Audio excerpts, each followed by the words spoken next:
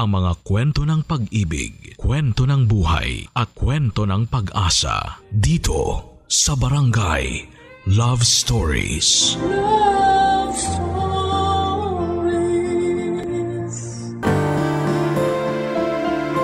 Ang mundo ay hindi patas. May mga taong nananalo at meron namang natatalo. Ito ang dahilan kung bakit ang ilan ay nakagagawa ng kasalanan na sa huli ay kanila rin palang pagsisisihan. Ikaw kabarangay, naniniwala ka ba talagang life is unfair? Dear Papa Dudut, maligayang araw po sa inyo at sa lahat. Ako po si Tino, 45 years old, isa akong hamak na tricycle driver lamang. Na ang tanging hiling sa buhay noon ay mabigyan ng maayos na buhay ang sarili kong pamilya. Hindi kami mayaman at sanay na po ako sa ganung buhay dahil simula pagkabata ay mahirap na po talaga kami. Siya miyembro ng pamilya ko noon at araw-araw kaming namumuhay sa isang kahig isang tukang buhay. Laging nakakapit sa patalim ang mga magulang ko noon para lamang mapakain nila kaming magkakapatid. Lahat ng klase ng paghihirap ay naranasan ko na. Kaya naman sa murang edad ay natuto na akong dumiskarte sa buhay. 10 taong gulang pa lamang ako noon ay nagbabanat na ako ng buto para lamang may makain. May punto noon na nagawa ko pang magnakaw ng pagkain at mamulot ng mga itinatapong pagkain sa basura para lamang may makain kami. Hindi ako nakapagtapos ng pag-aaral, gawa na rin ng kahirapan. Pumasok ako sa construction noong nagbinata ako at pagkatapos nito ay naging delivery truck driver din ako ng gulay at saka nagtrabaho sa isang talyer. Noong nakapagpundar ako ng motor ay pinaglagyan ko ito ng sidecar. At doon ako nagsimula bilang tricycle driver. Isa sa mga bagay na maipagmamalaki ko ay ang pagiging madiskarte ko sa buhay. Marami akong kayang gawin lalo na't laking kalye ako. Ako ang palaging nilalapitan ng mga kapitbahay namin tuwing may gusto silang ipagawa o ipakumpuni. Kapalit nito ay nagbibigay sila sa akin ng maliit na halaga ng pera. Mapagkakatiwalaan ako sa lugar namin kaya kahit walang pinag-aralan ay isa ako sa mga nirerespeto sa amin. Yon ang dahilan kung bakit mabilis kong napaibig noon ang bagong saltang dalaga sa lugar namin na si Josefa.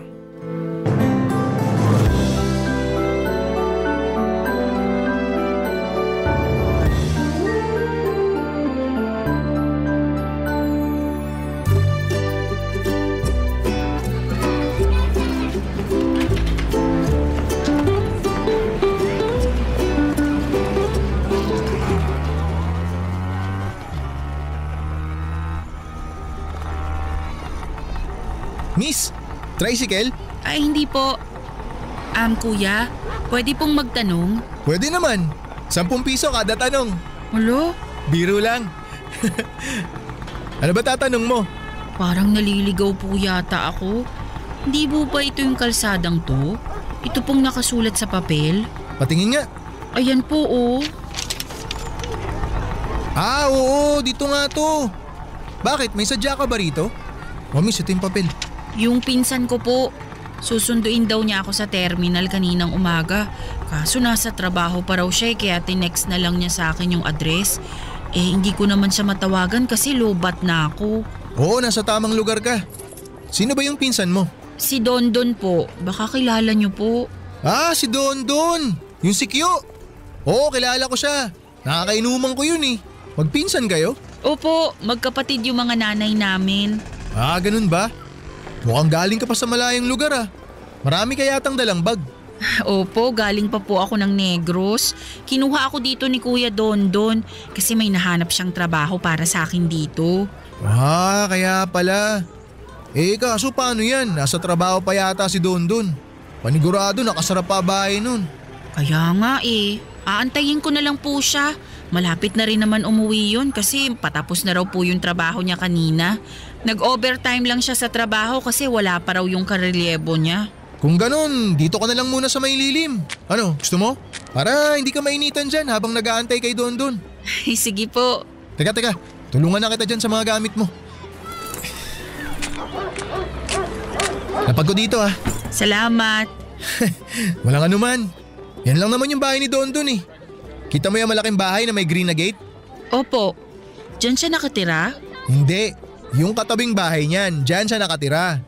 Yung may nakadikit na tarpaulin sa may tindahan. Tapos yung katabing bahay, dyan naman ako nakatira.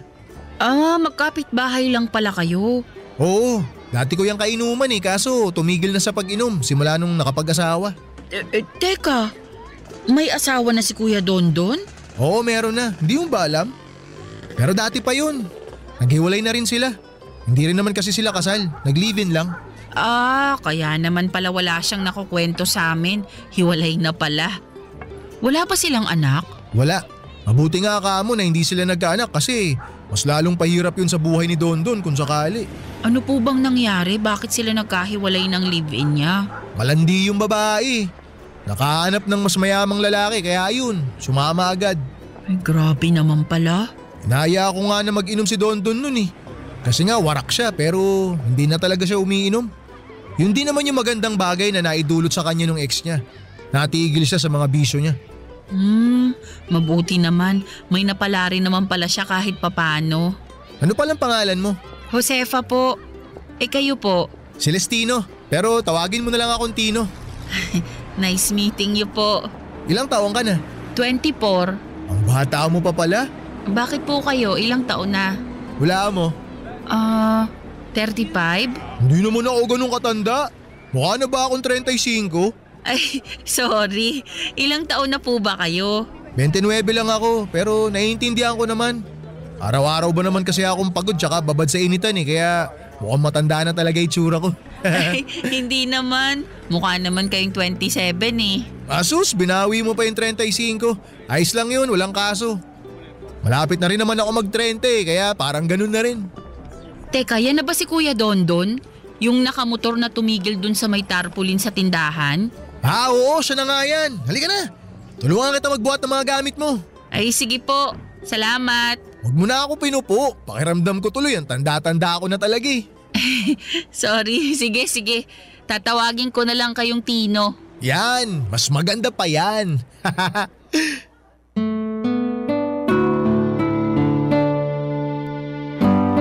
Nagtatrabaho bilang kasambahay si Josefa na mula pa sa Negros Oriental. Kinuha siya sa Maynila ng pinsan niya sa pag-asang makaahon sila sa kahirapan. Lumpo ang tatay nito samantalang ang nanay naman niya ay nangangatulong din. Yun siguro ang dahilan kung bakit agad kaming nagkasundo ni Josefa dahil pareho kaming mahirap. Bilang ako ang mas nakakaalam kung paano ang buhay sa Maynila, ako ang nagturo kay Josefa kung paano makisabay sa kalakaran ng syudad. Itinuro ko sa kanya kung paano ang mag-commute at kung paano mas makatipid sa mahal na buhay sa Maynila. Dahil malayo sa pamilya ay parang ako nang naging bagong pamilya ni Josefa. Lagi siyang lumalapit sa akin kapag kailangan niya ng tulong. Tuwing day off niya ay nagpapasama siya sa akin para mamasyal at umikot sa Kamaynilaan. Paborito niyang pinupuntahan ay ang mga mall, hindi para mag-shopping kundi para mag-ikot-ikot lang. Tahimik lang na tao si Josefa pero malaki ang ambisyon nito sa buhay. Marami siyang pangarap para sa sarili at sa pamilya niya. Mga pangarap na mahirap mang abutin ay pinipilit pa rin niyang makamit. Hindi ko alam kung bakit pero nagkaroon ako ng malambot na puso para kay Josefa. Para akong tagapagtanggol at gusto ko siyang protektahan sa magulong mundo. Sa mga sumunod na taong pagsasama naming dalawa bilang magkaibigan, ay mabilis na nahulog ang loob ko sa kanya. Niligawan ko siya at sinagot naman niya ako, Papa Dudut. Lumipas nga ang 2 taong pagsasama namin bilang magkasintahan ay nagkaroon kami ng isang anak.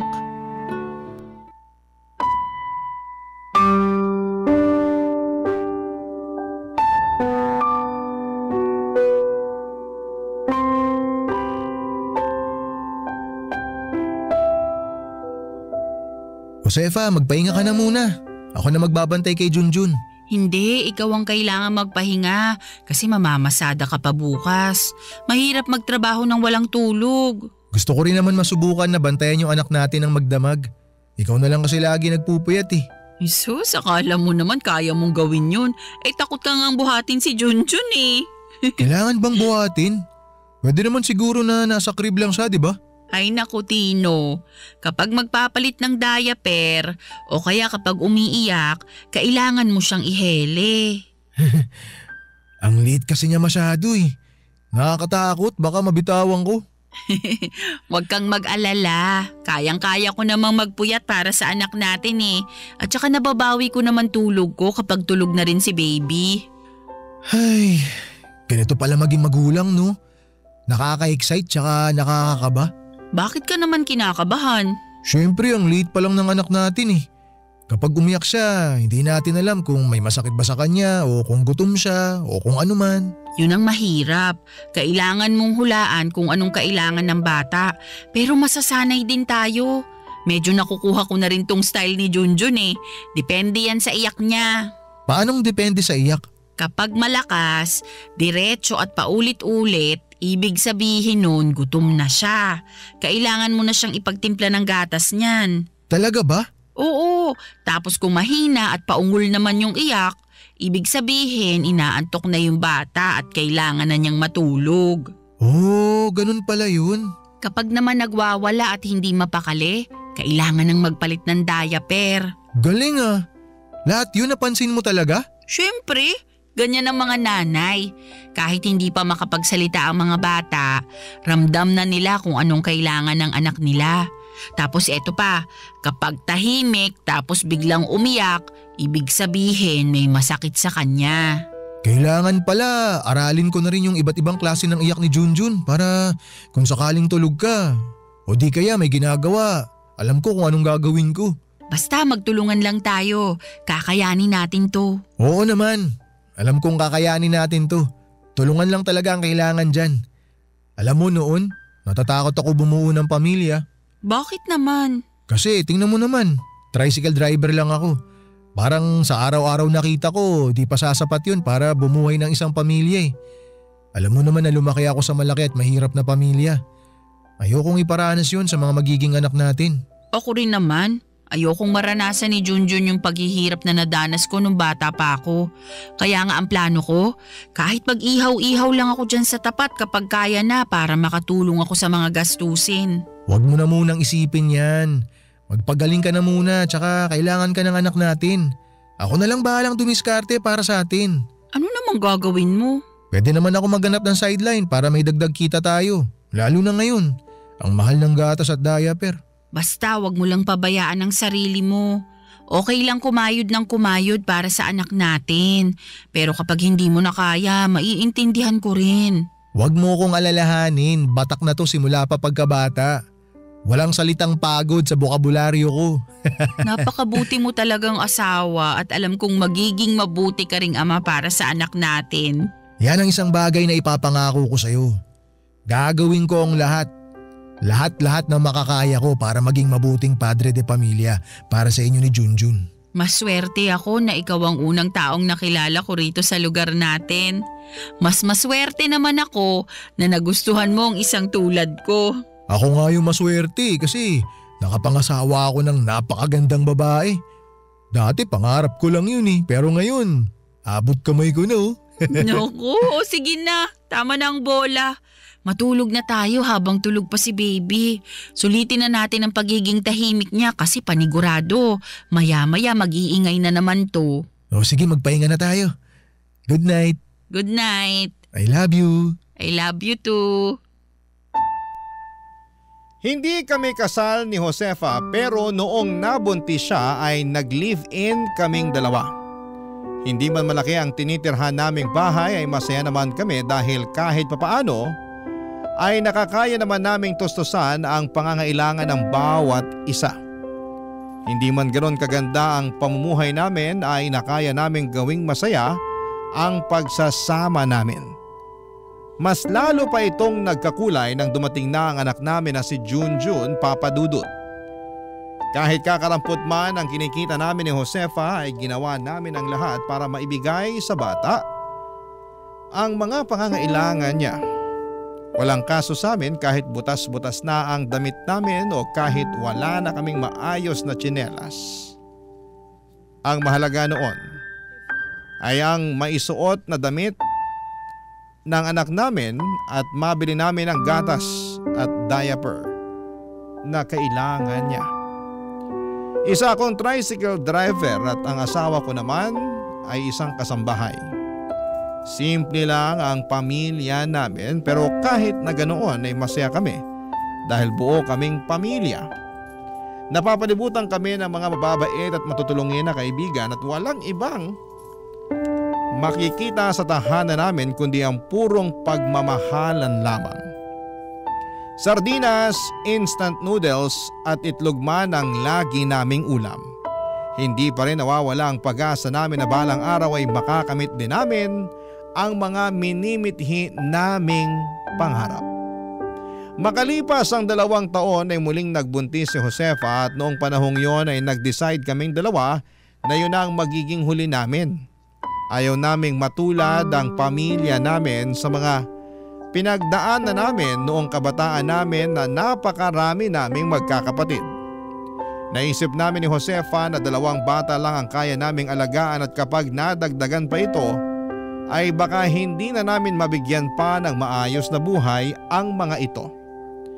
Ayokong matulad ang mga anak ko sa akin na hindi nakapagtapos ng pag-aaral at walang maayos na trabaho. Ipinangako ko noon sa mag-iina ko na gagawin ko ang lahat para maging maayos akong padre di pamilya at paninindigan ko yon sa abot ng aking makakaya. 5 taon ang dumaan simula nang ipinanganak ni Josefa ang pangalawang anak namin ay doon nasubok ang tatag ko noong nakaranas ako, Papa Dudut, ng isang napakalaking trahedya sa aming pamilya. Barangay Love Stories. Barangay Love Stories. 7 taong gulang na noon ang panganay namin samantalang 5 taong gulang naman ang pangalawa na si Maria. Sa isang pampublikong paaralan nag-aaral ang dalawa, grade 2 si Junjun at preschool naman si Maria. Noong mga panahong yon, maliban sa pagiging tricycle driver ay pinasok ko na rin ang pagiging food delivery rider. Bagong usbong lamang noong mga panahong yon ang ganong klase ng trabaho sa Maynila. At isa ako sa mga kauna-unahang delivery rider sa lugar namin. Malaki ang naitulong ng trabahong yon sa buhay naming mag-asawa. Sa kabilang banda mula sa pangangatulong ay nakahanap naman ng trabaho si Josefa sa isang factory. Pagkatapos ng shift nito sa naturang factory ay saka naman siya nagtitinda ng street food sa gabi katulad ng balut, penoy, chicharon at mani malapit sa mga gimikan. Kapag maaga akong natatapos sa trabaho ay sinasamahan ko si Josefa sa pagtitinda hanggang sa hating gabi. Kapag nasa labas kami ay naiiwan naman ang mga anak namin sa pinsan nitong si Dondon. Para sa amin ni Josefa ay walang kaso kahit kulang kami ng tulog o pagod sa trabaho. Ang lahat ng iyon ay napapawi naman kapag nakikita naming nabubusog sa pagkain ng 2 anak namin. Nakagagalak sa pusong tingnan ng mga bata na tuwang-tuwa tuwing binibilhan namin sila ng damit at laruan na galing pang Divisoria. Ang mga bagay na iyon ang nagpapasaya para sa amin bilang magulang. Ang mga ngiti nila ang mas nagbibigay sa amin ng lakas para mas lalong magsumikap. Tuwing linggo, buong pamilya kaming nagpupunta sa simbahan para makapagpasalamat sa mga araw-araw na biyayang natatanggap namin. Ang pinagpapasalamat ko noon sa Poong May Kapal ay ang pagkakaroon ko ng masaya at buong pamilya. Malayo sa pamilyang kinalakhan ko noon.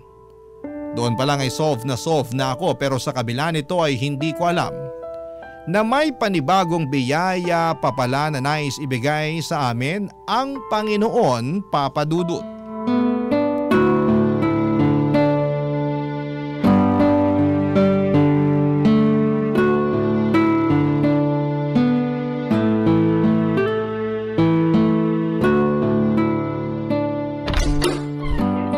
Josefa, nasaan ka? Tino, ikaw na ba yan? Nandito ako sa kusina. Nabasa mo ba yung text ko? Oo, sabi mo wag na ako magluto ng ulam. Bakit? Itabi mo na lang yung mga lulutuin mo ngayon para bukas. May inuwi akong pagkain para sa atin. Talaga? Oo, may isang bucket ako ng fried chicken dito. Tignan mo. Amin na yung uwi mong ulam para maihanda ko na. Wow! Pero sana hindi ka na nag-abala. Ang mahal niyan, di ba? Dapat ibinili na lang natin ng ulam yung ipinambili mo dyan. Baka nga pwedeng pang 2 araw na yan kung sakali eh. Huwag kang mag-alala. Hindi naman to galing sa bulsa ko eh. Wala akong ginastos dito. Talaga? Saan galing yan? Ganito kasi, may diniliver akong pagkain kanina. Tapos, birthday ata nung nag-order eh. Hindi niya alam na may pa-surprise na handa sa kanya yung mga kaibigan niya. Dahil madami namang handa, binigay na lang niya sa akin tong in-order niya. Treat na raw niya sa akin kasi birthday niya. Ay, ang bait naman. Nadamay pa tayo sa birthday niya. Oo nga, yung bait. Pagpalain sana siya ng Panginoon. Hindi ko alam na may mga ganong klaseng tao pa rin pala ngayon. Yung tipong sobra yung kabaitan. Kung ako tatanungin, hindi na ako magtataka kung bakit marami siyang mga kaibigan na sinurpresa siya para sa birthday niya. Naku, sakto to. Masarap ang ulam natin ngayon. Naaayon siya sa sasabihin ko sa'yo. May magandang balita ako sa'yo. Ha? Anong ibabalita mo? Tsaka anong kinalaman yan sa ulam natin? May natanggap akong magandang balita ngayong araw na siguradong ikakagulat mo. Magugulat ako? Talaga? Ano naman yun? Tungkol ba yan sa trabaho na gusto mong pasukan? Hindi, iba to. Huwag kang mabibigla sa sasabihin ko ha. Pero mukhang masusundan na si Junjun at Maria. Buntis ka? Oo. Hindi nga. Buntis ka ngayon? Woohoo! Uy, huwag kang maingay. Nag-aaral yung 2 anak mo sa sala. Sorry. Na-excite lang ako. Totoo ba? Magkakaanak na ulit tayo? Oo, nagpa-check up ako sa health center kanina. Kumpirmado nga na buntis ako. Alam ko nangako tayo sa isa't isa na hanggang 2 lang ang magiging anak natin para mabigyan natin sila ng maayos na buhay. Pero itong balitang to, sa tingin ko, blessing to mula sa Panginoon. Hindi naman niya tayo bibiyayaan ng ganito kung alam niyang hindi natin kayang alagaan, di ba? Huwag mo na problemahin yan. Tama yung sinabi mo. Biyaya yan mula sa may kapal. 2 man o 3 magiging anak natin. Ipinapangako ko sa'yo, gagawin ko ang lahat para mabigyan lahat ng mga anak natin ng maayos na buhay. Kakayanin ba natin to? Oo, yakang-yaka yan. Wala ka bang tiwala sa akin? Hindi naman sa ganun. Alam ko kung anong klase kang ama. Alam ko na gagawin mo ang lahat para sa mga anak natin. Pero sa panahon ngayon, lahat nagmamahal na eh. Kakayanin kaya nating humabol? Mahirap lang tayo, totoo yun. Yung kinikita natin sa trabaho at negosyo, sakto lang para sa pang-araw-araw. Pero kahit 3 ko pa o gawing 4 yung trabaho ko, gagawin ko. Dahil nangangako ko sa inyo na hindi ko ipaparana sa pamilya natin yung buhay na meron ako nung bata ako. Pero okay na yung 3 ha. Huli na to, wag na tayong magdagdag pa. Oo, huli na to. Maliban na lang kung… Wala nang maliban, last na talaga. Ang hirap kayang manganak. Alam mo ba kung gaano kasakit umire? Oo, promise, huli na to. Sapat na yung 5 tayo sa pamilya. Masayang masaya na ako dun. Sakto na tong bilang natin. Mahirap magkaroon ng malaking pamilya kung hindi naman pasok yun sa estado natin ngayon. Alam natin yan pareho kasi pinagdaanan natin yan sa kanya-kanya nating pamilya. Oo, di ko nakakalimutan yun. Tawagin mo na yung mga bata sa sala para sabay-sabay na tayong kumain. Sige, mag-celebrate tayo ngayon para sa magandang balita na natanggap natin. Ay, sandali lang. Bibili lang ako ng soft drinks. Ha? Labas na ako saglit. O sige, dalian mo. Kinabukasan ay nagpunta ang buo naming pamilya sa simbahan para magpasalamat sa panibagong biyaya na natanggap ng pamilya namin. Pagkatapos nito ay sumaglit kami sa parke para ipasyal ang mga bata. Doon ay sinulit na rin namin ni Josefa ang pagkakataon para mag-date dahil matagal na namin itong hindi nagagawa. Hindi ko malilimutan ang araw na yon. Dahil para bang ako ang pinakamasayang tao sa mundo ng mga oras na yon. Masaya kong pinapanood ang mga anak kong tuwang-tuwa na nakikipaglaro sa ibang mga bata habang kausap ko ang pinakamamahal kong tao sa tabi ko. Kwek-kwek at buko juice lang ang kinakain naming dalawa ni Josefa ng mga oras na yon, pero daig pa namin ang nag-date sa mamahaling restaurant. Matapos ang family bonding namin ay dumaan kami sa palengke para mamili ng ibebenta namin para sa susunod na linggo. Plano na kasi namin ni Josefa noon na magtinda ng fishball sa pwesto namin para makadagdag sa araw-araw naming kita. Ako na lang noon ang pumasok sa palengke habang naiwan naman ang mag-ina ko sa tricycle sa labas. Habang nasa loob ako ng maingay na palengke ay biglang nagkaroon ng komosyon sa labas. Isang malakas na tunog ang narinig namin. Kasunod nito ay nagsisigawan at nagtatakbuhan ng mga tao. Akala ko noon ay may pumutok na kung anuman. Nakitakbo ko palabas ng palengke para makiosyoso at tingnan ang mga nangyari. Pagkalabas ko ay nanlumo ako sa nakita ko, Papa Dudut. Ang tricycle kung saan ay naghihintay ang asawa at mga anak ko ay parang nilukot na papel matapos itong mabangga ng isang SUV. Agad kong tinakbo ang mag-ina ko at naipit sa loob si Josefa at kahit duguan ay ang mga anak pa rin namin ang isinisigaw niya. Nakita ko si Maria na wala ng malay tabi ng nanay niya samantalang si Junjun naman ay nasa ilalim ng SUV. Nakaipit siya sa gulong nito at wala ng malay. Para akong nasa loob ng napakasamang panaginip ng mga oras na yon. Magkahalo na ang luha at uhog ko noon na nagsusumigaw ng tulong. Papa Dudut, walang nakaligtas sa mag-iina ko. Lahat po sila ay sabay-sabay na binawian ng buhay sa ospital.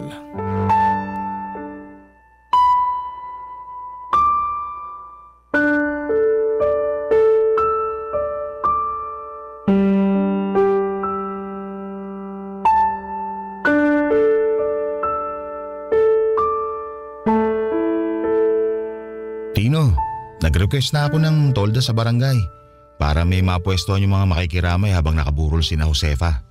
Sabi ni Kap, magpapadala rin daw siya ng dagdag na upuan. Salamat Don sa lahat ng tulong mo. Wala na talaga ako ibang maasahan dito kundi ikaw na lang eh. Pasensya ka na kung naabala kita ha. Huwag mo isipin yan. Basta kapag may kailangan ka, sabihan mo lang ako. Salamat. Kamusta ka na? Mukhang kagabi ka pa yata gising ha. Gusto mo ba ako muna ang tumaw rito para makapagpahinga ka? Ako na lang muna magbabantay. Hindi na, salamat na lang. Ikaw dapat yung magpahinga kasi ikaw yung kagagaling lang sa trabaho. Sasamahan na lang kita. Pinsan ko si Josefa. Ako lang yung pinakamalapit niyang kamag-anak dito. Kaya marapat lang na bantayan ko rin siya pati na rin mga pamangking ko. Sige, ikaw bahala. Nga pala, heto. Nagpatak-patak pala yung mga nagtatrabaho sa bangko na binabantayan ko. Nagabot sila ng kaunting abuloy para sa pamilya mo. Maraming salamat ha. Pakisabi na lang sa kanila. Ano na palang balita dun sa nakapatay kina Josefa? Nahuli na ba siya ng mga pulis?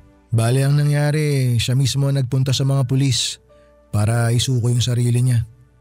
Nung nangyari yung aksidente, dumiretso siya sa pinakamalapit na presinto. Mabuti naman at hindi niya tinakasan yung mga kasalanan niya. Hiling ko talaga na mabulok sa kulungan yung taong yun. Walang hiya siya. Isang pamilya ang pinatay niya. Paano mabubulok wala nga siya sa kulungan ngayon. Ha? Anong ibig mo sabihin? Akala ko ba siya mismong sumuko sa mga pulis? Sumuko nga siya. Nakapagpiyansa naman. Baka nga malaya na siyang namamasyal ngayon Ganun na lang yun? Hindi pwede. Dapat lumaban ka, Tino. Kailangan mong kasuhan yung taong yun para managot siya sa nangyari. Kailangan mo ipaglaban ang mag-iina mo. Hindi yan ganun kadali, Don. Paano hindi madali? Nakapatay siya ng hindi lang isa kundi 4 na buhay. Madali lang kasuhan yun. Tapos sabi mo, nakainom pa yung driver ng SUV, hindi ba? Oo. Galing daw sila sa inuman. Pero walang matibay na ebidensya na magpapatunay na lasing siya habang nagmamaneho. Nasa malinaw na pag-iisip na raw siya nung nasa likod siya ng manibela. Walang ya. Ano, ganun na lang yon? Hahayaan mo na lang na walang hustisyang makamit sina Josefa? Nagpunta sila rito kahapon.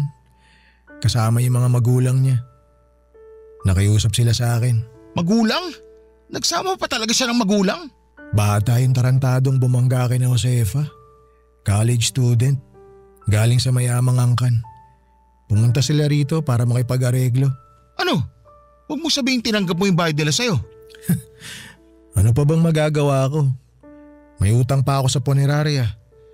Hindi pa bayad yung mga kabaong. Hindi ko alam kung saan ako uhugot ng pera para sa libing. Wala na akong tricycle na pamasada. Ay, magkano binayad nila sa'yo? 1.5 milyon. Yun lang? Tapos ano? Malaya na yung bata habang ikaw rito nagluluksa sa pagkawala ng pamilya mo?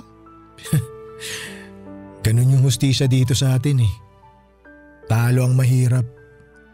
Kapag mayaman ka, pera lang ang katapat ng lahat. 375,000. Ha? 375,000 bawat isang buhay. Kaya 1.5 million ang ibinayad sa akin para sa areglo. Yun lang ang halaga ng buhay ng mga taong mahal ko para sa kanila. 375,000. Ay, walang niya. Ang hirap tanggapin na may katumbas palang halaga ang buhay nating mahihirap. Sabi nga nila, ang hustisya para lang sa mayaman. Wala man tayo makukuha ang hustisya dito sa nangyari. May tiwala ako na may ganti ang tadhana. Hindi man siya mapaparusahan ng mga tao. Alam kong mundo magpaparusa sa nagawa niyang kasalanan. Magtiwala na lang tayo sa karma.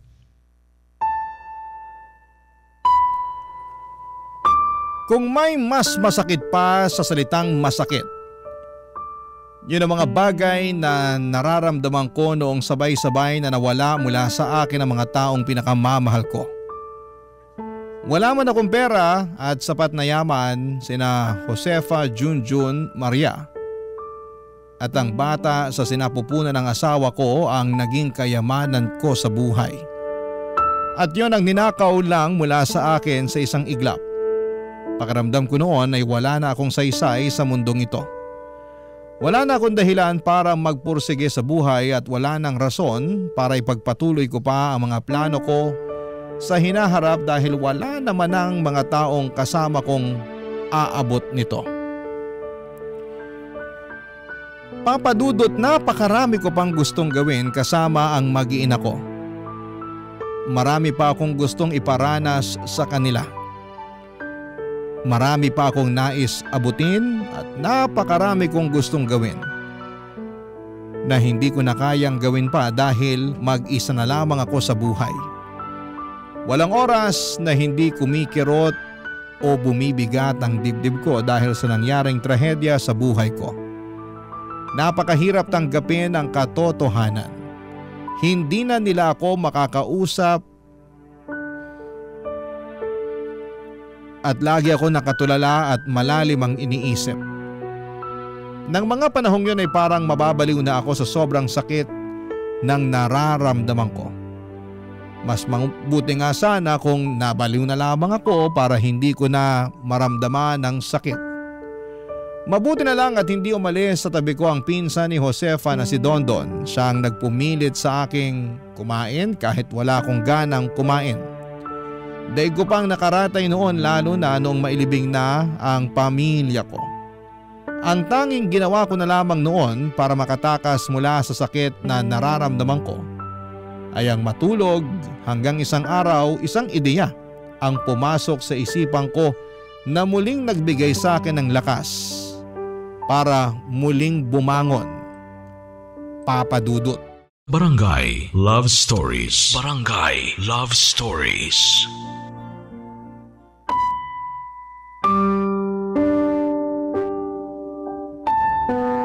Tanghaling tapat noon, nagising ako dahil binisita ako ni Dondon. Isang pagkain ang iniwan niya sa akin para sa pananghalian ko.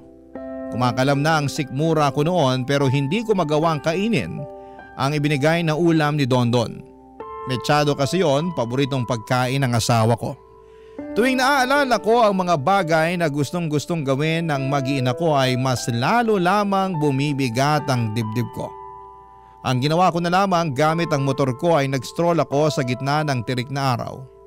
Habang nasa daan, isang bagay ang naisip ko. Gusto kong malaman kung saan nakatira ang binatang pumatay sa pamilya ko. Alam ko kung saang lugar nakatira ang binatang yon dahil naibalita ang nangyaring aksidente sa mga dyaryo. Ang problema ay hindi ko alam ang eksaktong address. Nagtungo ako sa lugar nila at nagtanong-tanong kung saan ang tirahan ng binatang naka-aksidente at nakapatay ng mag-iina ko. At mabilis ko namang natunto ng bahay nila. Malaki ang bahay nila, Papa Dudut. Talagang galing ito sa mayamang pamilya.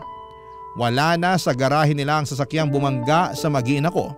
Pero hindi na yon problema para sa kanila dahil may dalawa pa naman silang sasakyang nakaparada sa may garahe nila. Habang pinagmamasdan ko ang bahay ng taong sumira sa buhay ko, mas lalo pong tumindi ang galit na nararamdaman ng puso ko. Masaya na sila ngayon dahil bayad na sila sa kasalanan nila, pero hindi ko lang talaga matanggap na pera lang pala ang kapalit ng buhay ng mag-ina ko. Umuwi ako sa bahay. Nang mga oras na yon ay nagngingit-ngit ang galit ko sa dibdib. Kung pwede lang sanang ibalik ang perang ibinayad nila sa akin para makasuhan ko sila, pero nagastos ko na yon para sa pampalibing ng mag-ina ko. Isa pa ay hindi ko kayang makipaglaban sa mga mayayaman sa korte. Kaya isang bagay lang ang tanging naisip ko na pwede kong gawin, Papa Dudut.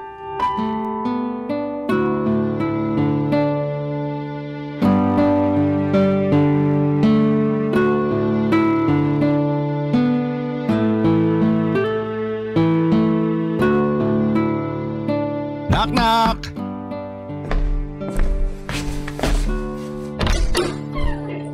Don, pasok ka. Salamat. Dumaan lang ako para i-update ka tungkol sa lapida. Nagawa na rin yung mga lapida. Ikakabit na lang ng mga sepulturero mamayang hapon. Ganun ba? May babayaran ba? Wala na.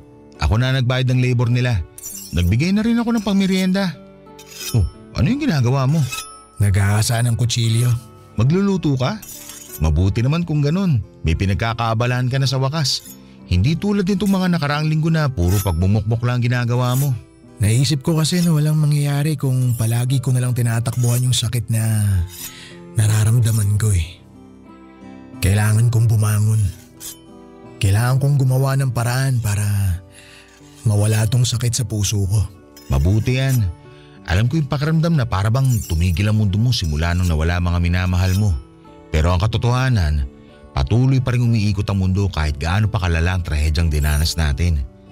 Sana makabangon ka ulit, Tino. Hindi man agad-agad pero mabuti na at sinisimula mo na. Ano sa tingin mo?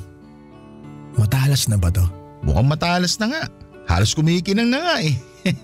Pwedeng-pwede ng panghiwa ng karne. Ay, ano bang lulutuin mo? Hindi ko gagamitin to panluto. May iba akong paggagamitan nito. Ha? Para saan naman? Basta, malalaman mo na lang. Okay ka lang? Bakit ganyan ka magsalita? Nakakatakot ka.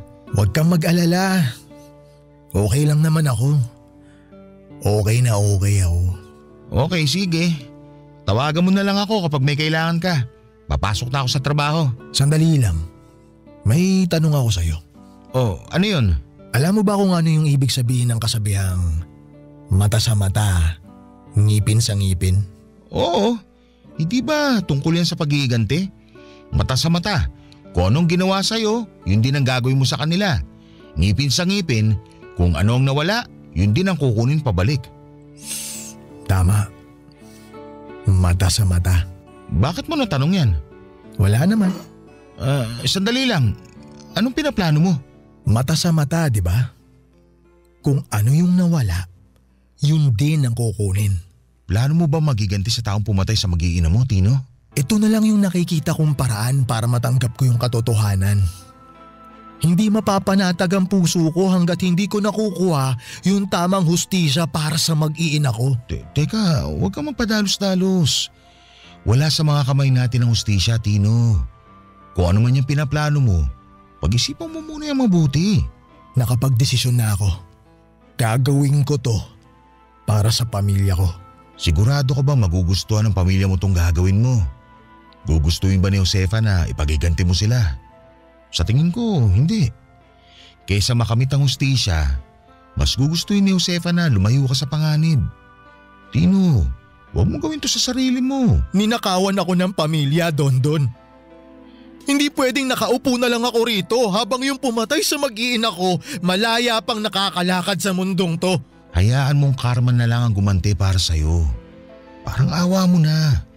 Para sa ngalan ng pamilya mo, huwag mong gawin to. Ano na lang sasabihin ng mga anak mo kapag pinapanood ka nila sa langit? Wala na silang sasabihin, Dondon. Bakit? Kasi yung mga anak ko patay na. Patay na sila. Wala na akong mga anak. Wala na akong asawa. Wala na akong pamilya. Anong ginawa ko para mabigyan ng ganitong klaseng parusa? Naging mabuting tao naman ako ha! Bakit ganito yung nangyari sa buhay ko? Sirang-sira na ako, Dondon. Lugbok na ako. Hindi ko na kaya. Kung gagawin mo yung pinaplano mo, ano na lang ipinagkaiba nyo nung taong pumatay kina Josefa? Gusto mong ipasa yung sakit na nararamdaman mo sa ibang tao? Paano yung mga taong nagmamahal sa kanya? Paano ako? Naisip ba niya ako nung binangga niya yung pamilya ko? Aksidente yung nangyari. Walang may gusto dun. At sigurado akong pinagsisiyan na rin ng taong yun yung nangyari. Hindi lang ikaw yung nasaktan sa pagkawala nila Josefa. Kami rin. Lahat tayo nasasaktan. At mahirap tanggapin ang katotohanan pero kailangan. Kaya pakiusap. Pag-isipan mo itong gagawin mo. Pakiusap, Tino.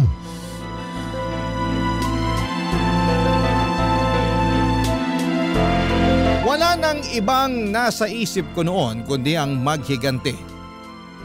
Sobra nang binalot ng galit ang puso ko at punong-puno ng kasakiman ang puso ko noon at naniniwala ako na sakalang mawawala ang sakit na nararamdaman ng puso ko kapag nakabawi na ako sa taong gumawa nito sa akin.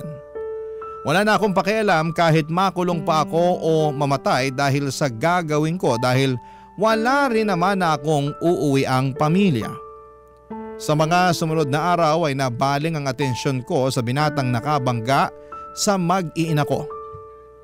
Minanmanan ko siya bawat galaw, bawat lugar na pinupuntahan nito. Kung sino ang palagi nitong nakakasama at kung kailan siya mapag-isa lang. Habang pinapanood ko ang pagbabalik nito sa normal nitong buhay na parabang wala siyang kinitil na buhay. Mas lalong lumaki ang galit ko sa kanya. Napapatanong ako sa sarili ko kung papaano siya nakakangiti at nakakatawa. Nakakakain ng mga bagay na gusto niyang kainin at nakapapasyal habang ang mag-iina ko ay tahimik nang nakahimlay sa ilalim ng lupa. Ramdam ko ang pagiging unfair ng mundo, Papa Dudut. Matapos ang ilang linggong pagmamanman ay sinagawa ko na ang plano ko sa binata. Inabangan ko siya sa parking lot ng kanilang eskwelahan. Ilang oras ako naghintay at nagtago sa parking lot na yon. Di kalayuan mula sa sasakyan nito ay nasakto namang ginabi siya sa eskwelahan nila. Kaya wala nang katao-tao noon sa nasabing parking lot. Noong makita ko siya, napapalapit na sa kanyang sasakyan, bitbit ang mga gamit nito. Ay nilabas ko na ang hawak kong patalim mula sa bag ko. Naglakad ako papalapit sa kanya pero natigilan ako sa kinakatayuan ko nang bigla na lamang itong huminto sa tapat ng kanyang sasakyan. Ibinaba nito sa sahig ang suot nitong bag at mga libro. Nakayuko lamang siya habang nakasandal ang ulo nito sa bintana ng kanyang sasakyan. Maya-maya ay napaupo ang binata at nagsimula itong humagulhol na parang bata. Doon mismo ay nakaramdam ako ng awa sa kanya. Para bang ang matigas kong puso ay naging malambot. Napagtanto ko na bata lamang siya. Isang bata na nakagawa ng kasalanang hindi niya ginusto. Nang mga oras na yon ay binalik ko na lamang ang patalim sa bag ko. Saka ako nagsimulang maglakad papalayo, Papa Dudut.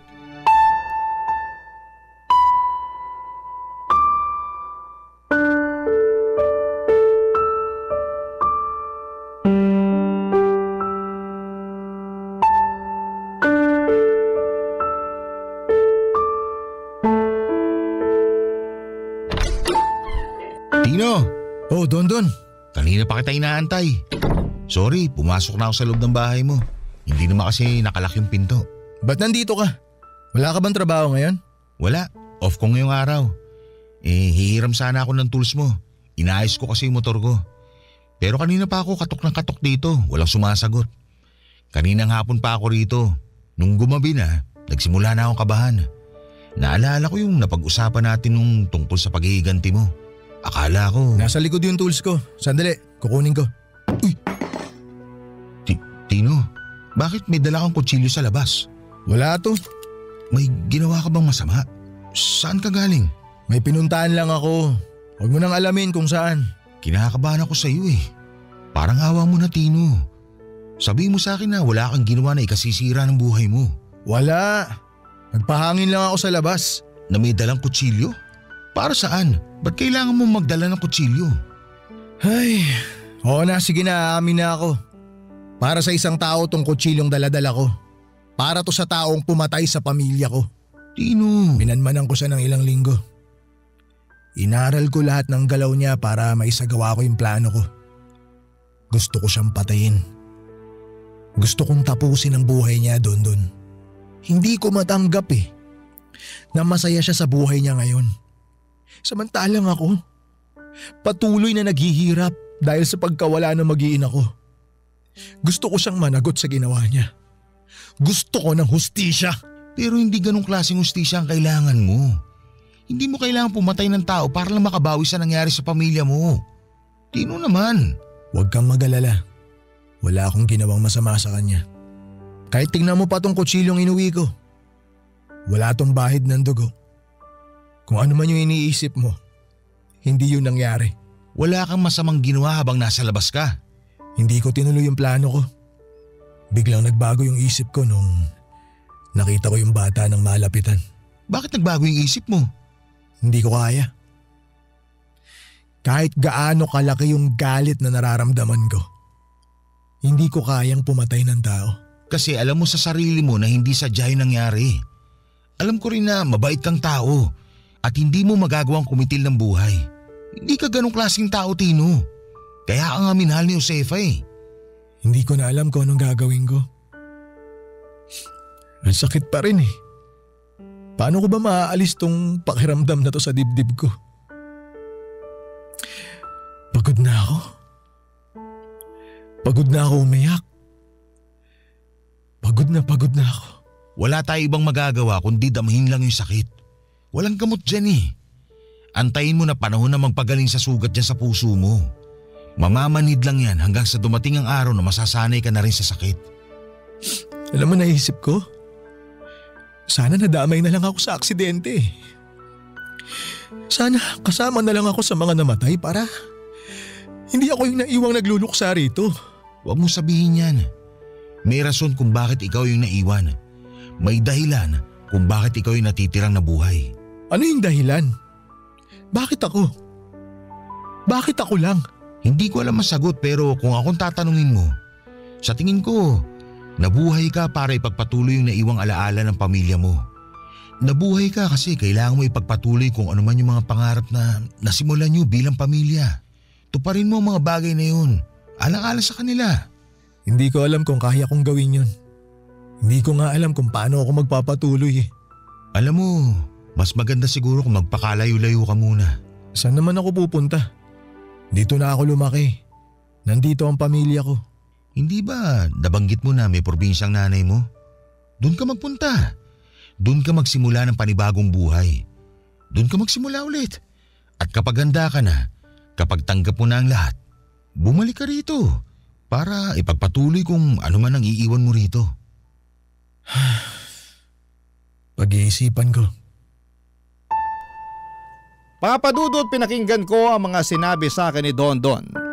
Hindi paghihiganti ang solusyon sa sakit na nararamdaman ko.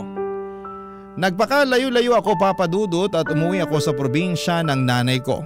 Doon ay pilit kong kinalimutan ang malagim na trahedya na nangyari sa pamilya ko. Masakit na magsisimula ulit ako ng panibagong buhay na wala na mga taong inaasahan kong makakasama ko hanggang sa pagtanda ko. Pero wala akong ibang choice kundi ang magpatuloy sa buhay sa ngalan na rin nila Josefa, Junjun at Maria. At ang baby namin na hindi na naipanganak pa. Wala na akong balita sa binatang nakaaksidente sa pamilya ko. Kung saan man hahantong ang buhay nito, ang Diyos na po ang bahala sa kanya. Hinihiling ko na lang na sana ay may natutunan siya sa nangyari para sa ganon ay hindi masayang ang buhay na nawala ng dahil sa kanya. Papadudot, hindi na po ako nakapag-asawa pang muli. Ang sabi sa akin ng pamilya at mga kaibigan ko, subukan ko raw ulit na buksan ang puso ko dahil bata pa naman ako. Pero hindi ko pa kayang gawin yon sa ngayon kahit na 7 taon na ang nakakalipas. Nagigilty kasi ako sa isipin na kapag nag-asawa ulit ako, ay para bang pinapalitan ko na ang pamilya ko. Hindi ko po alam. Siguro kung may nilaan sa akin ng Panginoon ay tatanggapin ko po yun ng buo. Sa ngayon ay nananatili pa rin ako sa probinsya kasama ang bagong buhay na binubuo ko. Hindi po ako nakakabalik pa sa Maynila at wala na akong planong bumalik doon dahil ipinapaalala lamang nito sa akin ang mga matatamis at mapapait na alaala ng nakaraan ko. Dito na po nagtatapos ang kwento ko. Masalimuot pero patuloy pa rin na lumalaban sa buhay. Muling maligayang araw po sa inyong lahat. Ang inyong forever kapuso at kabarangay, Tino. Minsan, mahirap gumawa ng tama, pero kahit dehado ang ating bida, iyon pa rin ang ginawa niya. Ano ang masasabi mo sa Barangay Love Stories natin today? Abangan namin ang sagot mo sa comment section.